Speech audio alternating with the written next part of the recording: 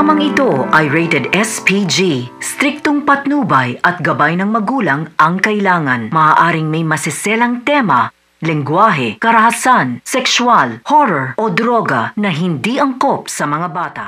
Gumagawa na nga ng paraan itong si Divina nang sa ganon ay mapasa kanya ang loob ng ama ni Raymond at hindi pa rin talaga makakapayag itong si Divina na hindi niya makuha ang loob ni Raymond nang sa ganon ay hindi pa rin talaga makakatakas itong si Raymond sa anong gagawin ni Divina sa kanya. Ngunit ito nga naman talaga ang malaking dagok nga kahaharapin ni Charlene at hindi pa rin talaga makakapaniwala itong si Charlene na magpapa-apekto at magpapaloko pa rin talaga itong si Raymond. At sadyang mahuhulog pa rin talaga ang loob ni Raymond kay Divina nang hindi niya sinasadya, ngunit dito na nga magsisisi itong si Raymond dahil gagawa ng paraan itong si Charlene para umangat ang kanyang negosyo. Nang sa ganun ay makita ng lahat na hindi nga naman siya pabigat, ngunit umiksena lang talaga itong si Divina at gusto pa rin talaga niyang agawin ang lahat kay Charlene. At dito na nga rin masusubukan ni Divina ang galit ni Charlene dahil hindi pa rin talaga siya makakapayag na maagaw ang kanyang pamilya na kanyang pinaghirapan. Ngunit paano nga naman madidiktahan ni Charlene ang puso ni Raymond kung magpapauto at magpapaloko nga naman itong si Raymond ng paulit-ulit kay Divina. Ngunit sadyang makikita nga naman ni Raymond na si Divina lang talaga ang tanging lumigtas sa kanya sa ganitong sitwasyon at hindi pa rin talaga kaya ni Raymond na hindi nga naman suklian ang lahat ng kabutihan ni Divina dahil kung wala nga naman itong si Divina ay hindi